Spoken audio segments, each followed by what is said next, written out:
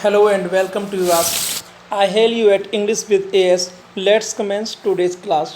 My dear, आज हम लोग देखेंगे काइंड्स ऑफ सेंटेंसेज यानी कि बेसिक कॉन्सेप्ट्स के अंतर्गत आज हम लोग करेंगे सेंटेंस के प्रकार। सबसे पहले समझेंगे कि जो ये सेंटेंस का प्रकार हम पढ़ने जा रहे हैं तो किस बेस पर पढ़ने जा रहे हैं। याद रखिएगा, बहुत ही important point, on the basis of sense, यानी कि हम लोग जो सेंटेंस का काइंड पढ़ने जा रहे हैं वो है on the basis of sense, अर्थ के आधार पर। Sentences are of 5 kinds, sentence 5 प्रकार के होते हैं। अगर हम बात करें कि ये 5 काइंड कौन कौन से हैं तो बहुत ही अटेंशन के साथ सुनिएगा। Assertive sentence, interrogative sentence, imperative sentence, optative sentence, exclamatory sentence. बहुत ही अगर पुरानी बुक यदि आप देखोगे यानी कि ओल्ड इंग्लिश, जैसे रेन एंड मार्टिन जो बुक है वह भी ओल्ड है, तो वहाँ पर आपको केवल 4 काइंड ही मिलेंगे क्योंकि उसमें दोबारा करेक्शन नहीं किया गया। याद रखिएगा माय डियर, ओल्ड इंग्लिश में on the basis of sense sentence 4 ही प्रकार के हुआ करते थे, लेकिन एक्सक्लेमेटरी सेंटेंस के बीच में विवाद हो गया।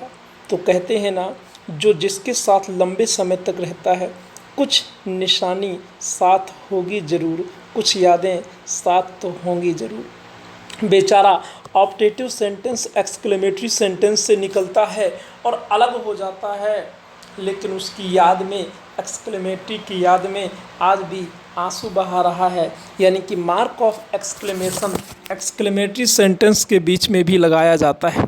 इस बात को आप ध्यान रखेंगे। एट प्रेजेंट हम कहेंगे on the basis of sense there are 5 kinds of sentence, sentence के 5 प्रकार होते हैं अर्थ के आधार पर। और पहला टाइप है आपके सामने असर्टिव सेंटेंस, इसको हिंदी में कहते हैं विधि सूचक वाक्य। अ sentence that makes a statement is called assertive sentence. एक सेंटेंस जो एक स्टेटमेंट यानी कथन जारी करता है वह असर्टिव सेंटेंस कहलाता है। अब असर्टिव सेंटेंस के भी 2 प्रकार होते हैं। पहला है माय डियर अफर्मेटिव यानी स्वीकारात्मक, और दूसरा है नेगेटिव नकारात्मक। For example, he is doing hard work, they are not exercising the rosary. Exercising rosary means है माला जपना, रोजरी मतलब होता है माला जो लोग जपते हैं। अगर हम इन दोनों सेंटेंस की बात करें तो ये कौन से सेंटेंस हैं? आप कहोगे असर्टिव, अर्थात ऑप्टेट अफर्मेटिव और नेगेटिव किसके बच्चे हैं? असर्टिव के। तो हमें सेंटेंस का टाइप बताना है असर्टिव। हमारे बहुत से विद्यार्थी यह भूल करते हैं कि सेंटेंस का टाइप तो बताते हैं कि 5, लेकिन पूछा जाए कि विचार कौन कौन से, तो पहला अफर्मेटिव बोल देते हैं, जो कि गलत है। क्यों? क्योंकि अगर आपसे पूछा जाए कि आपके पापा कितने भाई हैं और आप अपना नाम बताना शुरू कर दोगे तो ये तो गलत होगा। वही गलती यहाँ हमारे कई विद्यार्थी करते हैं, वो अफर्मेटिव बोलते हैं। माय डियर, आज से याद रखोगे, जब हम टेंस पढ़ते हैं ट्रांसलेशन तो उसमें अफर्मेटिव, नेगेटिव, इंटरोगेटिव आप पढ़ते हो, लेकिन affirmative and negative both are the type of, sub type of assertive sentence. Next, interrogative sentence, a sentence that asks a question is called an interrogative। एक ऐसा वाक्य जो प्रश्न पूछता है उसे हम इंटरोगेटिव कहते हैं। अब हम बात करें कि जो आपका इंटरोगेटिव सेंटेंस है वह कितने प्रकार का होता है। यदि हम यह बात करें तो थोड़ा समझना होगा। इंटरोगेटिव जो सेंटेंस है आपका, इसके 2 प्रकार होते हैं। पहले को हम बोलते हैं सिंगल इंटरोगेटिव और दूसरे को बोलते हैं डबल इंटरोगेटिव। अब हम एक एक की बात करेंगे।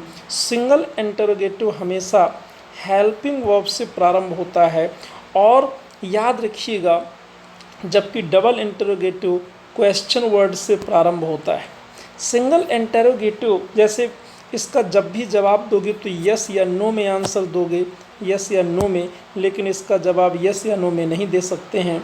इसे हम WH वर्ड से प्रारंभ होने वाला भी कहते हैं डबल को। क्यों? क्योंकि व्हेन, व्हाई, वेयर सब की स्पेलिंग ज़्यादातर कैसे WH से प्रारंभ होती है। माय डियर, यहाँ पर हम जैसे आपसे क्वेश्चन करें कि do you like my teaching, do you like my class, तो आप बोलोगे यस, ये बोलोगे नो, है ना। तो यस या नो में जिनका जवाब दिया जाए उन्हें सिंगल इंटरोगेटिव कहते हैं, और जिनका जवाब यस या नो में नहीं दे सकते हैं उन्हें डबल इंटरोगेटिव कहते हैं। तो मुझे उम्मीद है कि यह चीज़ आपको समझ में आ गई होगी। अब हम लोग शुरू करते हैं। यहाँ पर हम देखेंगे, यहाँ पर हम देख पा रहे हैं जैसा कि क्या, ध्यान से देखिएगा, सेंटेंस लिखा है हैव वी टेकन टी, क्या हम चाय ले चुके हैं, या सिंगल इंटरोगेटिव है।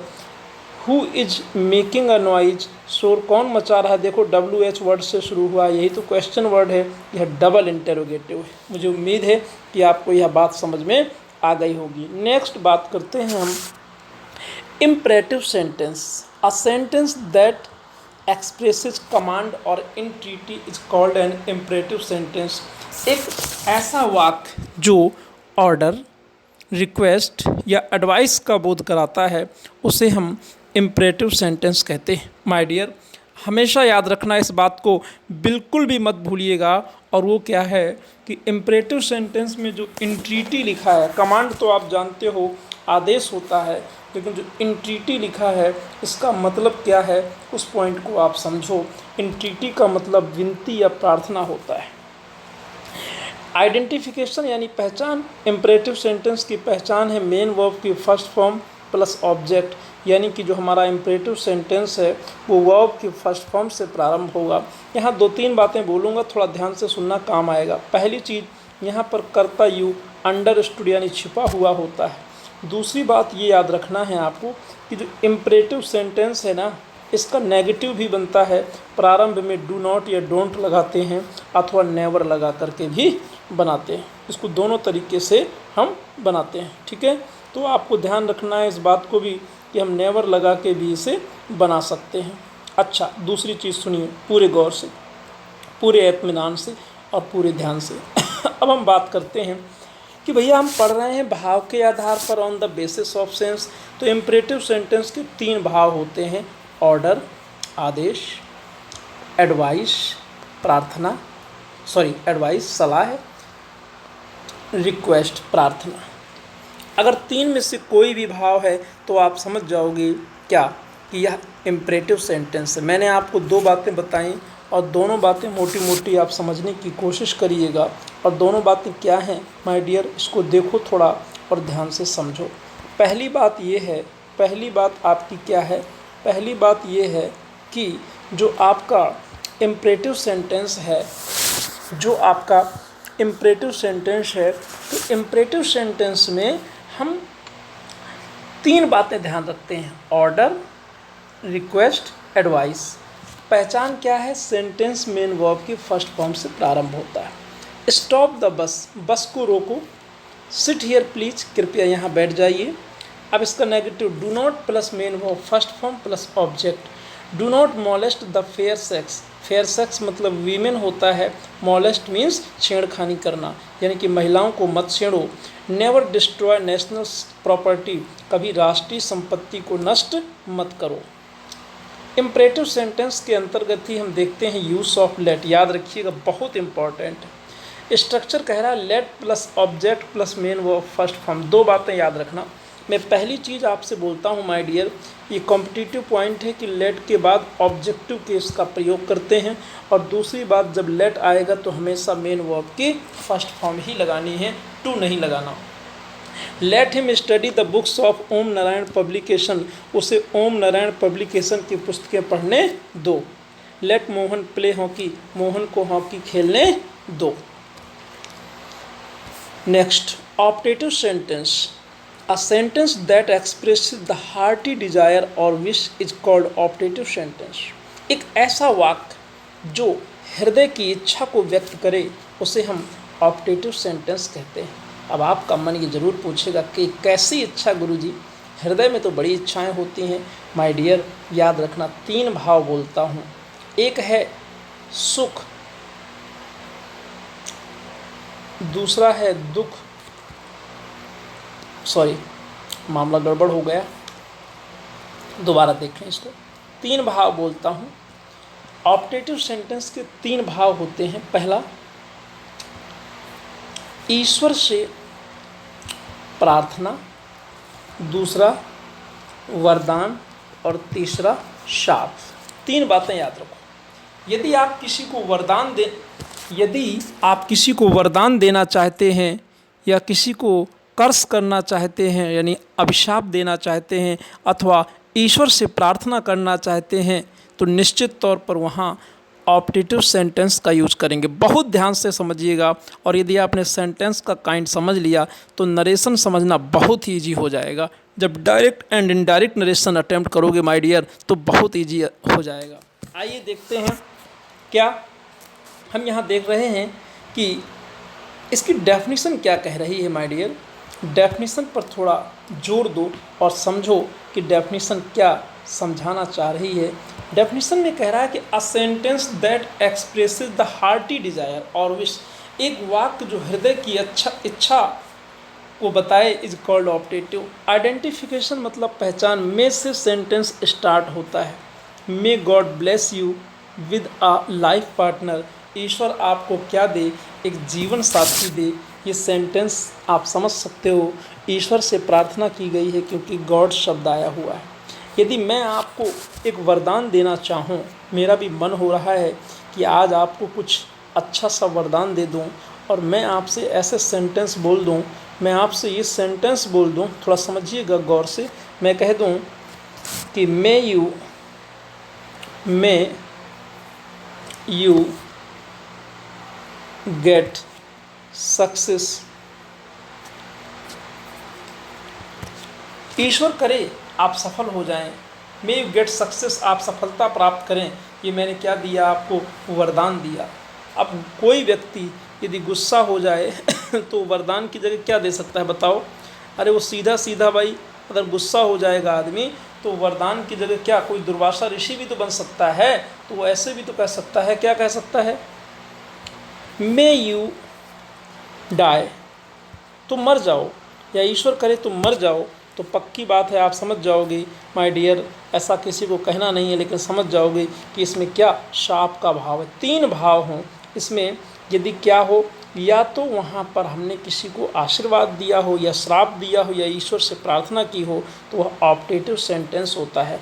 और यही वो सेंटेंस है जो एक्सक्लेमेटरी से अलग हुआ था। इसलिए देखो ये विस्मयबोधक चिन्ह ऑप्टेटिव सेंटेंस में भी लगाया जाता है। ये पहचान है कि ये कभी एक्सक्लेमेटरी का पार्ट हुआ करता था।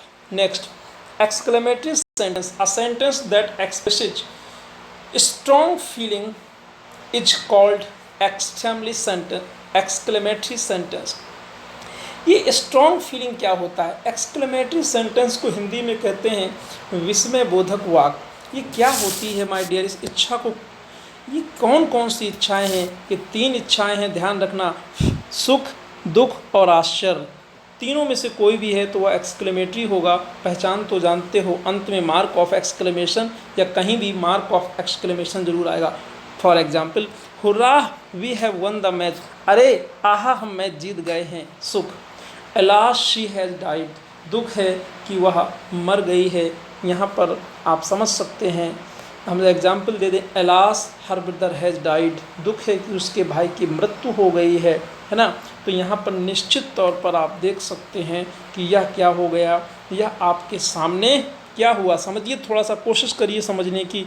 यह आपके सामने दुख का भाव हो गया, सुख, दुख, आश्चर्य। हाउ क्लेवर यू आर, तुम कितने चालाक हो। What dark night it is, यह कितनी अंधेरी रात है, यह आश्चर्य का भाव हो गया।